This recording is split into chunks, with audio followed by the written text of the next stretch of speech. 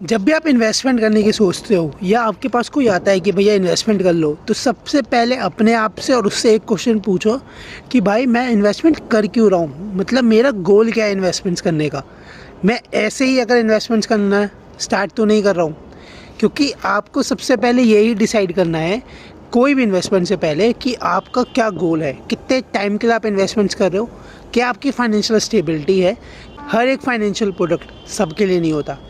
अगर आप सिर्फ गूगल पे देखकर, किसी का स्टेटस पे देखकर, किसी का प्लान का डिटेल्स देखकर ये कह देते हो कि या मैं इन्वेस्टमेंट करना स्टार्ट कर रहा हूँ, ठीक है, ऐसे अगर आप करोगे तो आप कभी भी उस पर्टिकुलरली फाइनेंशियल गोल पे नहीं पहुँच सकते अपने, ठीक है, क्योंकि हर एक फाइनेंशियल प्लान और इंस्ट्रूमेंट आपके लिए नहीं है।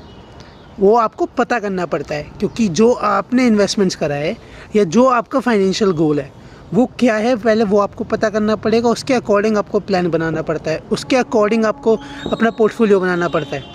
क्योंकि अगर आपने ये देख के कर रहे हो कि किसी के स्टेटस पे लिखा हुआ है कि हमने 1 गुना कर दिया है, उसको 2x कर दिया है, उनको 3x कर दिया अपना पोर्टफोलियो को ना, तो वो चीज़ क्या पता आपके लिए बेटर ही ना हो, आपको उस चीज़ की रिक्वायरमेंट ही ना हो। क्योंकि जो भी आपका गोल है उसको आप पता करो कि पहले आपको कितना अमाउंट की रिक्वायरमेंट है। एग्जांपल लेते हैं कि आपको लगता है कि आपको 5 साल बाद या 10 साल बाद कोई अपने बच्चे की या किसी की भी पढ़ाई के लिए मुझे पैसे की रिक्वायरमेंट होगी, ठीक है। अब उसकी पढ़ाई की रिक्वायरमेंट को आप आज ही पता करोगे कि मुझे क्या उसमें पैसा लग सकता है, क्योंकि आज के डेट में फॉर एग्जांपल लेके चलते हैं कि आपने लेकर चला कि भैया आज के डेट में उस पर्टिकुलरली कोर्स की जो फीस है वो 4 लाख रुपए है। तो आप आज की डेट में इन्फ्लेशन से निकालोगे कि उस पर्टिकुलरली 10 साल बाद या 20 साल बाद उसकी क्या कॉस्ट बैठती है।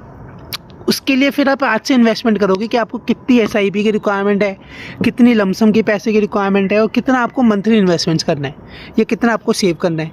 तो जब आप इस तरीके से प्लानिंग करते हो ना, तो आपका कभी भी कोई भी फाइनेंशियल गोल गलत नहीं होता और आपको लोन्स की रिक्वायरमेंट नहीं पड़ती। ये याद रखना हमेशा, ठीक है।